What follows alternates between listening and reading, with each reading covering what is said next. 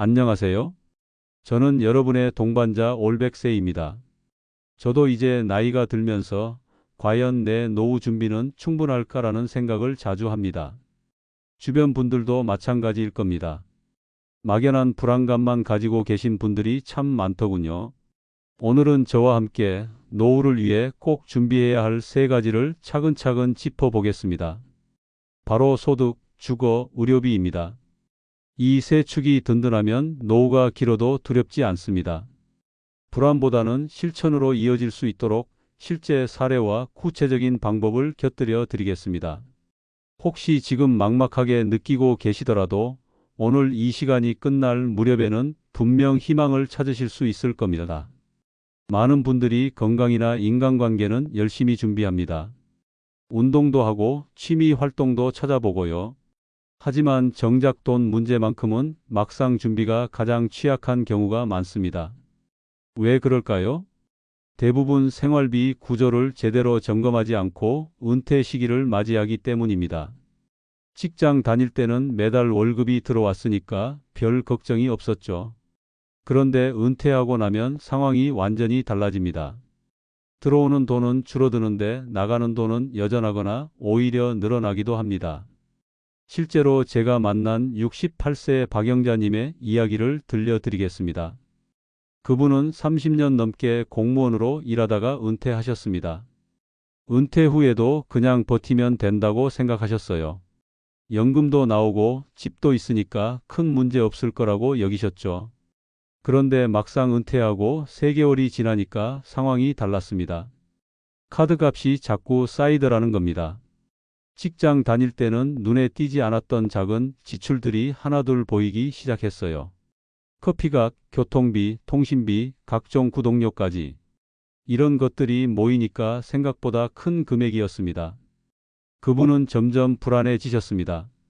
이대로 가다가는 큰일 나겠다는 생각이 드셨던 거죠.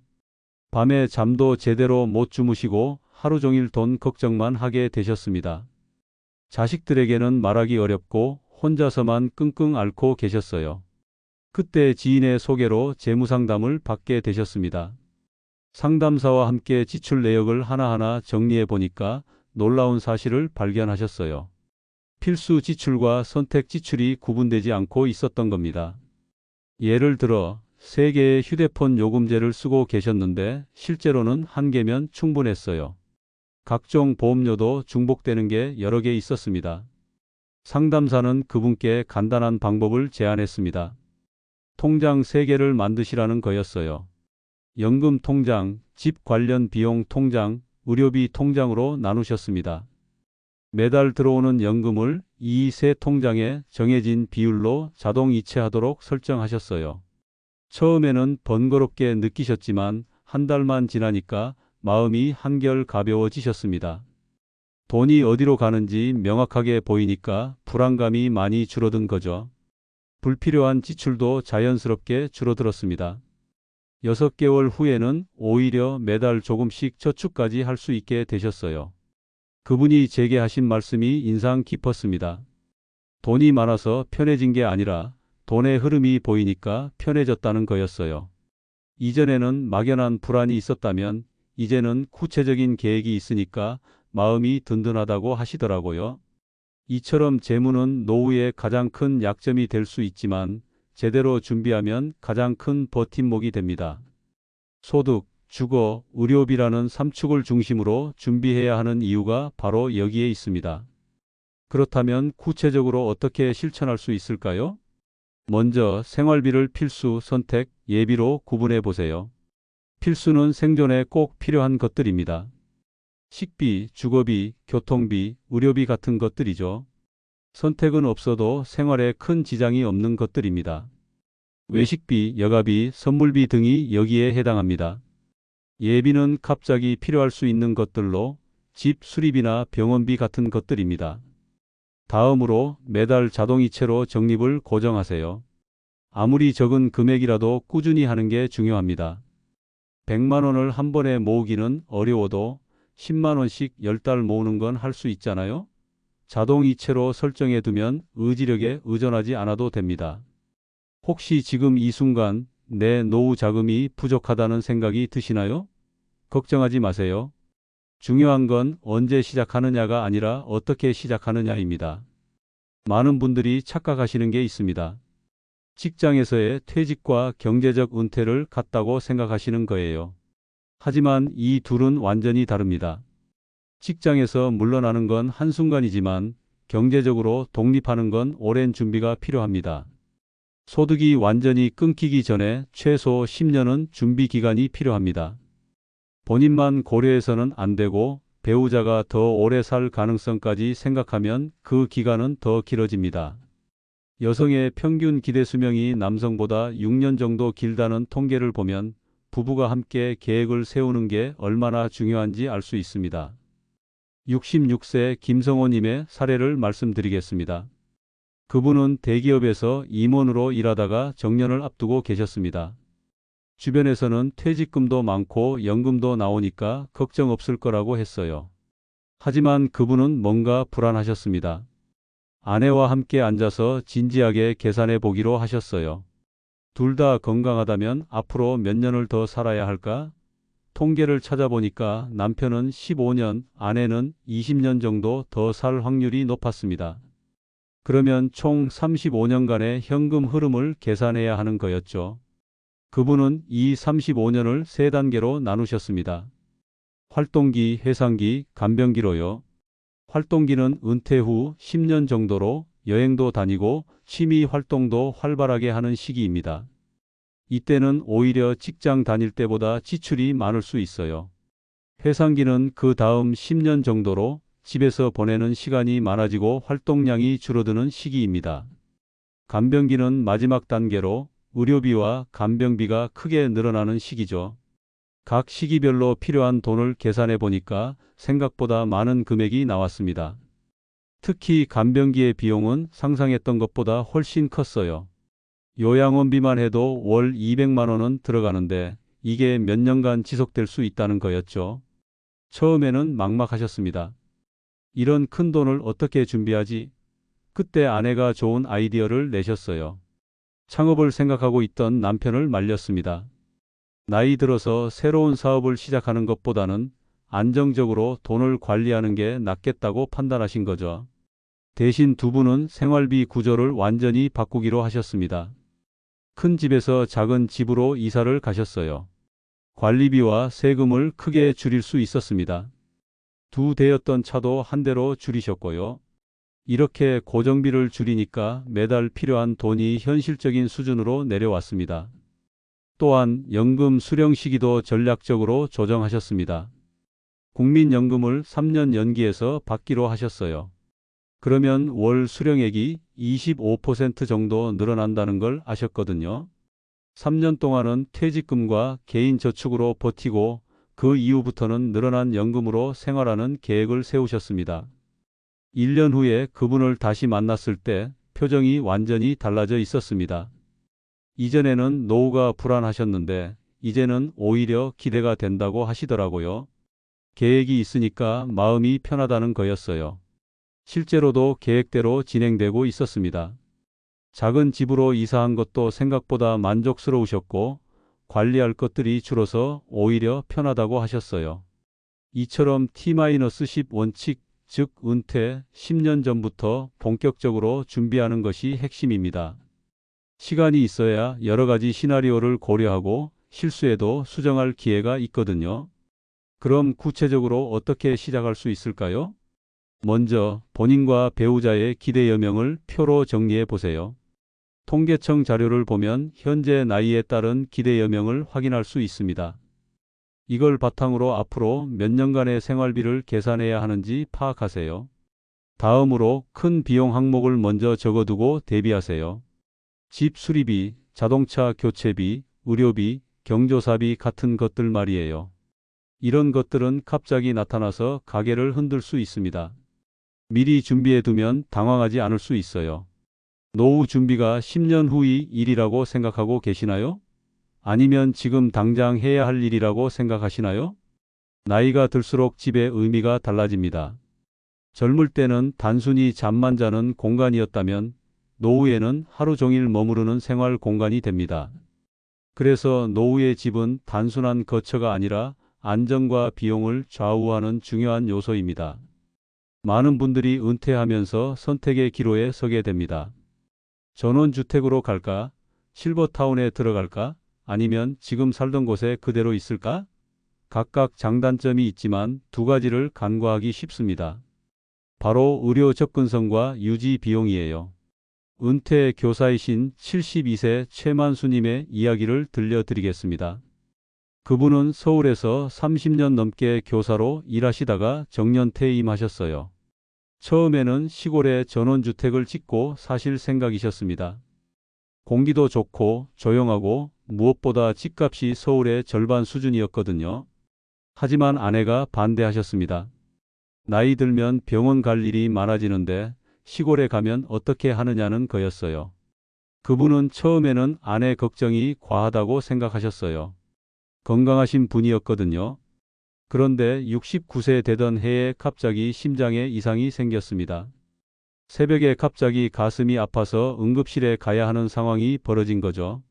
만약 시골에 살고 계셨다면 큰일 날 뻔했습니다. 가까운 병원까지 차로 40분은 가야 했거든요. 이 일을 계기로 그분은 주거에 대해 다시 생각하게 되셨습니다. 전원주택 계획을 접고 서울에서 좀 더 작지만 병원과 가까운 곳으로 이사를 가기로 하셨어요. 30평 아파트에서 20평 아파트로 줄이셨지만 지하철역과 대형 병원이 도보 10분 거리에 있는 곳을 선택하셨습니다. 하지만 이사만으로는 부족했습니다. 나이가 들면서 집 안에서도 안전사고가 일어날 수 있다는 걸 깨달으신 거예요. 특히 욕실이 가장 위험했습니다. 바닥이 미끄럽고 문턱이 높고 손잡이가 없어서 넘어지기 쉬웠어요. 그분은 집안을 노인 친화적으로 개조하기로 결정하셨습니다. 먼저 욕실에 손잡이를 설치하셨어요. 변기 옆과 샤워 부스 안에 튼튼한 손잡이를 달아서 일어서거나 앉을 때 의지할 수 있게 했습니다. 욕실 바닥도 미끄럼 방지 타일로 교체하셨고요. 다음으로는 집안의 모든 문턱을 제거하셨습니다. 방과 거실 사이, 거실과 주방 사이에 있던 작은 문턱들이 나이 들면서 걸림돌이 되더라는 거였어요. 문턱을 없애니까 실내를 이동하는 게 훨씬 편해졌습니다. 주방도 개조하셨습니다. 높은 수납 공간을 없애고 자주 쓰는 것들은 손이 닿기 쉬운 곳에 배치하셨어요. 가스레인지 대신 인덕션을 설치해서 화재 위험도 줄이셨고요. 무거운 그릇들은 아래쪽 서랍에, 가벼운 것들은 위쪽에 정리하셨습니다. 조명도 중요했습니다. 어두우면 넘어지기 쉽거든요. 복도와 계단에는 센서 등을 설치해서 밤에 화장실 갈 때도 안전하게 다닐 수 있게 하셨습니다. 침실에서 스위치까지의 동선도 다시 정리하셨어요. 이런 작은 변화들이었지만 효과는 컸습니다. 일단 낙상 사고가 눈에 띄게 줄어들었어요. 이전에는 한 달에 한두 번씩 집 안에서 미끄러지거나 부딪히는 일이 있었는데 개조 후에는 그런 일이 거의 사라졌습니다. 더 중요한 건 일상 자립도가 크게 올라갔다는 점이었습니다. 이전에는 높은 곳에 있는 물건을 꺼내려면 아내를 불러야 했는데 이제는 혼자서도 충분히 할 수 있게 되었어요. 욕실에서도 넘어질 걱정 없이 편안하게 씻을 수 있게 되었고요. 아내분도 만족하셨습니다. 남편이 다칠까봐 항상 신경 쓰느라 스트레스였는데 이제는 그런 걱정이 많이 줄어들었다고 하시더라고요. 두 분 다 집에서 보내는 시간이 편안해졌습니다. 그분이 제게 하신 말씀이 인상적이었어요. 젊을 때는 집이 예쁘고 넓으면 된다고 생각했는데 나이 들고 보니까 안전하고 편리한 게 가장 중요하더라는 거였습니다. 이처럼 노후 주거에서는 네 가지가 핵심입니다. 비용, 의료 접근성, 소형화, 무장애 설계가 바로 그것이에요. 크고 화려한 집보다는 작아도 안전하고 편리한 집이 노후에는 훨씬 유리합니다. 실천 방법을 알려드리겠습니다. 먼저 욕실, 계단, 조명의 안전성을 체크리스트로 점검해 보세요. 욕실에는 손잡이가 있는지, 바닥이 미끄럽지 않은지 확인하세요. 계단에는 난간이 튼튼한지, 조명이 충분한지 살펴보고요. 이런 것들은 큰 비용이 들지 않으면서도 안전에 큰 도움이 됩니다. 다음으로 집 근처 병원과 복지관 위치를 지도에 표시해 두세요.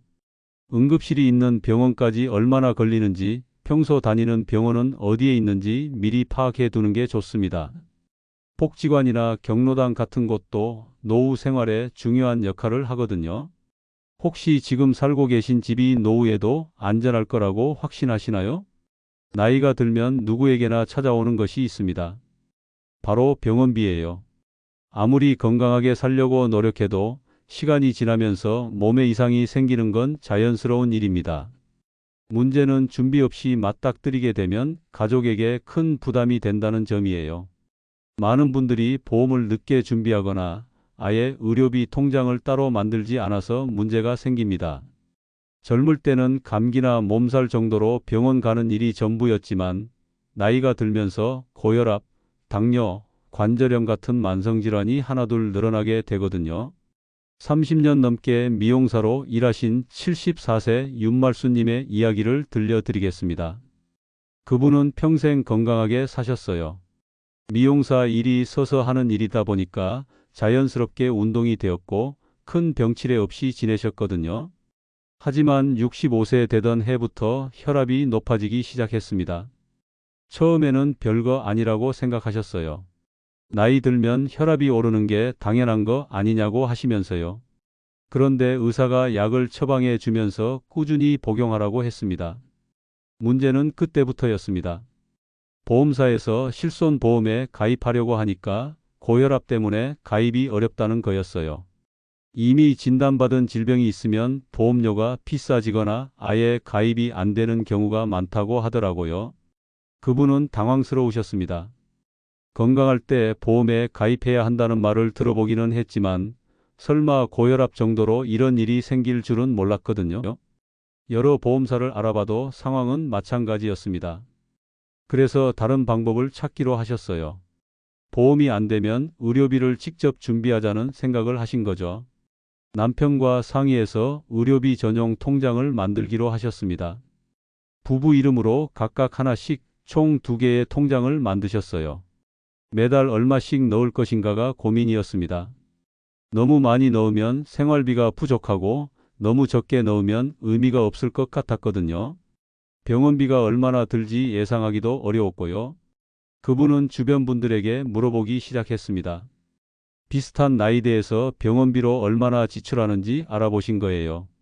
그랬더니 생각보다 다양한 답이 나왔습니다. 어떤 분은 한 달에 10만 원 정도라고 하시고 어떤 분은 50만 원도 든다고 하시고요.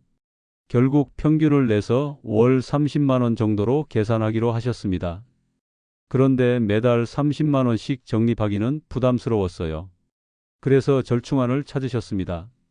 평소에는 월 15만 원씩 넣고 보너스나 용돈이 생기면 추가로 넣기로 하신 거죠. 5년 동안 꾸준히 모으니까 제법 큰 금액이 되었습니다. 평소 적립금과 추가 입금을 합쳐서 1,500만 원 정도가 모였어요. 그런데 이 돈이 정말 도움이 되는 순간이 왔습니다. 72세 되던 해에 갑자기 무릎이 아프기 시작했습니다. 처음에는 파스 붙이고 참으셨는데 점점 심해져서 걷기도 힘들 정도가 되었어요. 병원에 가보니까 무릎 연골이 심하게 닳았다고 하면서 수술이 필요하다고 했습니다. 인공관절 수술비가 생각보다 많이 나왔습니다. 병원비만 500만 원이었고 재활치료비와 간병비까지 합치면 700만 원 정도가 들었어요. 만약 의료비 통장이 없었다면 자식들에게 손을 벌려야 했을 겁니다. 하지만 그분은 준비해둔 돈으로 수술비를 해결할 수 있었습니다. 자식들에게 전혀 부담을 주지 않았어요. 오히려 자식들이 고마워했습니다.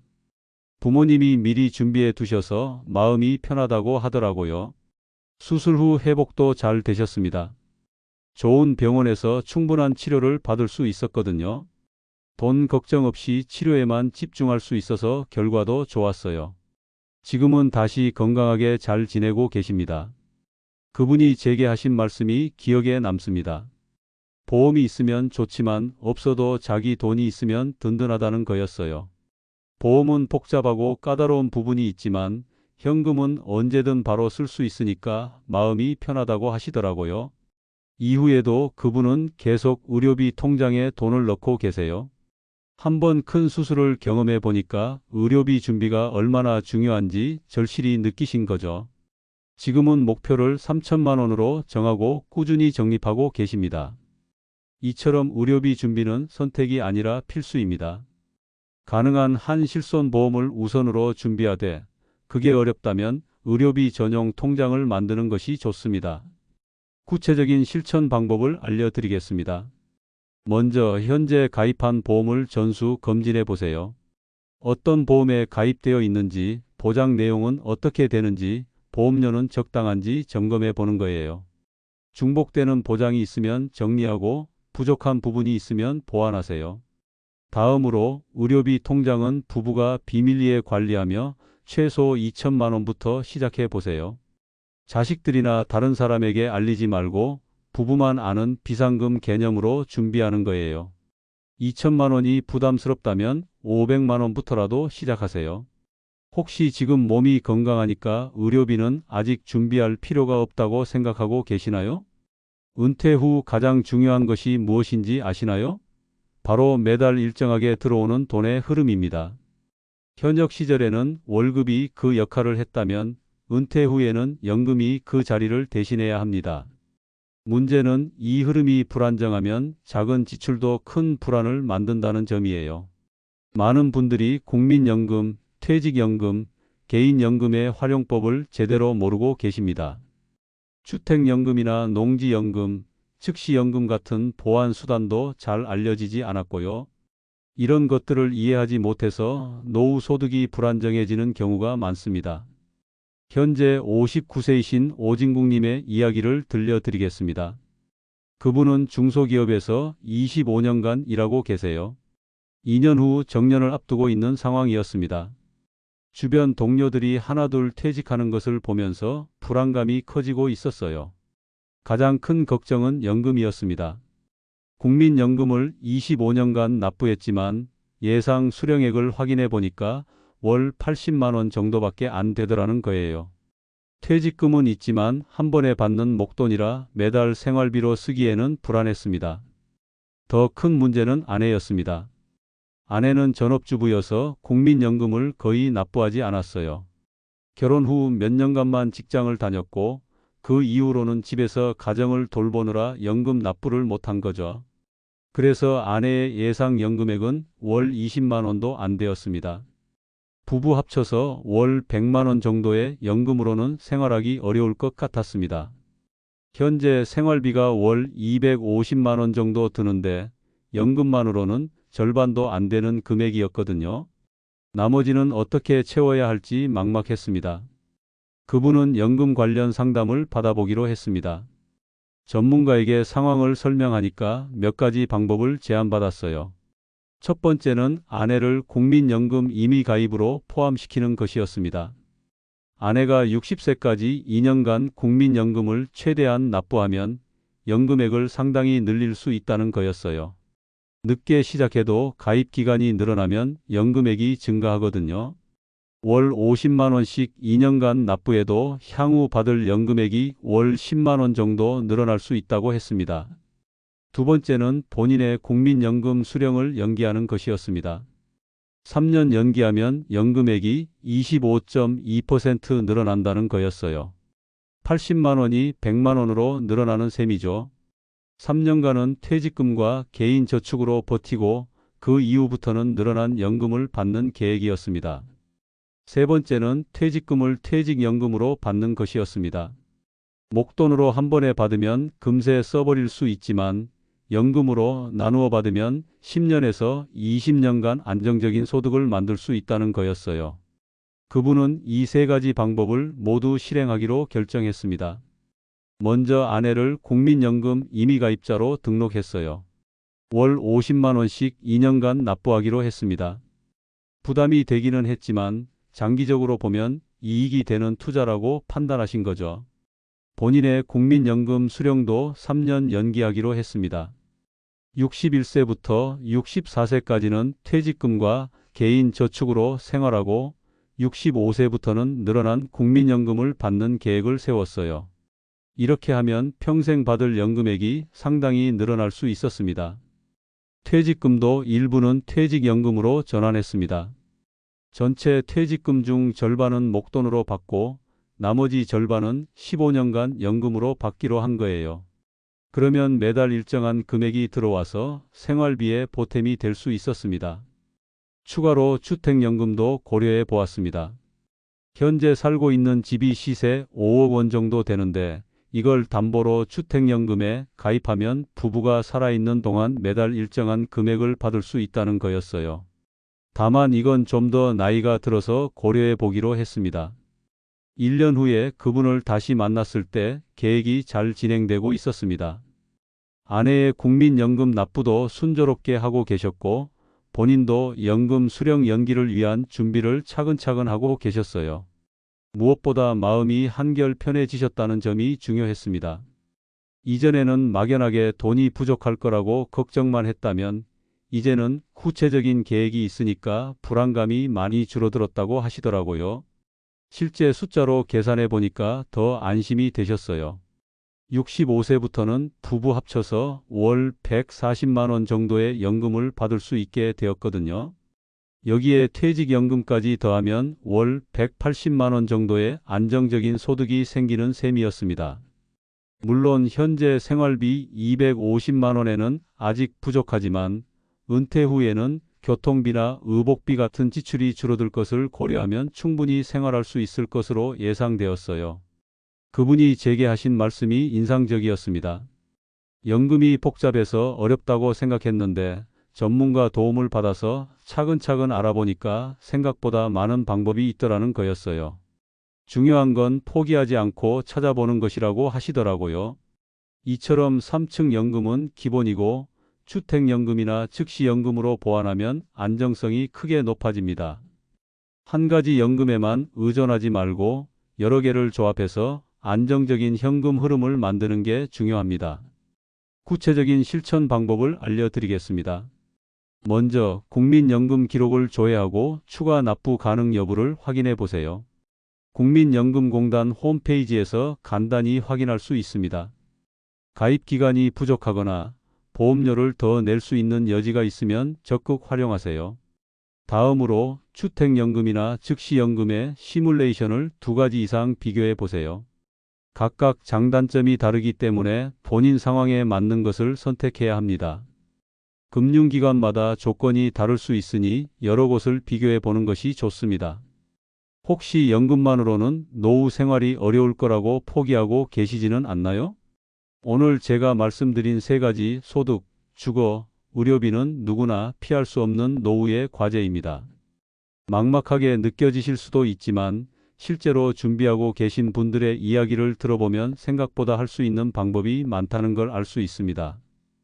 박영자님처럼 통장 3개로 돈의 흐름을 정리하는 것부터 김성호님처럼 35년간의 현금 흐름표를 만드는 것까지 최만수님처럼 집을 안전하게 개조하는 것부터 윤말수님처럼 의료비 통장을 차곡차곡 모으는 것까지 오진국님처럼 연금을 전략적으로 늘리는 방법까지 말이에요.